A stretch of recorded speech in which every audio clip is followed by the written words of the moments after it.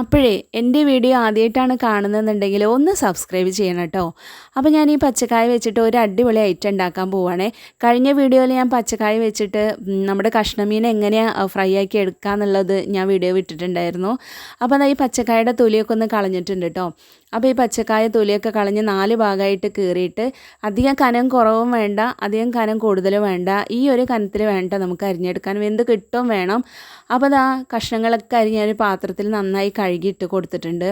അതിലേക്ക് ആവശ്യത്തിന് ഉപ്പും അതുപോലെ തന്നെ ഒരു 1/2 സ്പൂൺ മഞ്ഞൾപ്പൊടിയും പിന്നെ ആവശ്യത്തിന് മുളക് പൊടി, നമുക്ക് എരിവ് കൂടുതൽ വേണമെങ്കിൽ അങ്ങനെ, പിന്നെ 1 സ്പൂൺ കോൺഫ്ലവറും 1/2 സ്പൂണ് ജീരകത്തിൻ്റെ പൊടിയും കൂടെ ഇട്ട് കൊടുത്തിട്ടുണ്ട് കേട്ടോ. വലിയ ജീരകമാണ്, അതായത് പെരുംജീരകമാണ് ഇട്ട് കൊടുത്തത്. പിന്നെ ആവശ്യത്തിന് വെള്ളം കൂടെ ഒഴിച്ചിട്ട് നന്നായി കുഴച്ചിട്ട് ഒരു 15-20 മിനിറ്റ് നമ്മൾ റെസ്റ്റ് ചെയ്യാൻ വേണ്ടി വെക്കണം. പിന്നെ അത് കഴിഞ്ഞിട്ട് ഞാൻ ചട്ടി അടുപ്പത്ത് വെച്ച് ഓയിൽ ഒഴിച്ച് കൊടുത്തിട്ടുണ്ട് കേട്ടോ. നന്നായി തളിച്ച എണ്ണയിലേക്ക് ഞാനിതാ കുഴച്ച് വെച്ച ഈ കായം കൂടെ അതിലിട്ട് കൊടുത്ത് ഒന്ന് വറുത്തിട്ടുണ്ട് കേട്ടോ. അപ്പോൾ നമുക്ക് പിന്നെ ഹൈ ഫ്ലെയിമിൽ വേണ്ട, ആദ്യം ഹൈ ഫ്ലെയിമിൽ ഇട്ടിട്ട് പിന്നെ സിമ്മാക്കി ഇടാം, കാരണം അത് വേവും വേണമല്ലോ. അപ്പോൾ അത് വറുത്ത് ഞാനൊരു പാത്രത്തിലേക്ക് മാറ്റി വെച്ചിട്ടുണ്ട്.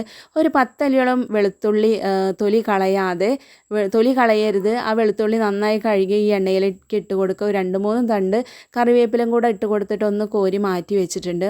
ആ എണ്ണയിലേക്ക് തന്നെ ഒരു സവാളയും കൂടെ അരിഞ്ഞ് നീളത്തിൽ അരിഞ്ഞിട്ട് കൊടുത്ത് നന്നായി വഴറ്റിയിട്ടുണ്ട് കേട്ടോ. എന്നിട്ട് അതിലേക്ക് ഈ കോരിയെടുത്ത കായം കൂടെ ഇട്ടിട്ട് നന്നായി കുഴച്ചിട്ടുണ്ട്. അപ്പോൾ അതിലേക്ക് വെള്ളമൊന്നും ഒഴിക്കൊന്നും വേണ്ട. പിന്നെ ഈ വറുത്ത് കോരി വെച്ച കറിവേപ്പിലയും വെളുത്തുള്ളിയും കൂടെ ഇട്ട് കൊടുത്തിട്ട് മുകളിൽ പിന്നെ മല്ലിയുടെ ഇലയും കൂടെ ഇട്ട് കൊടുത്തിട്ടുണ്ട് കേട്ടോ.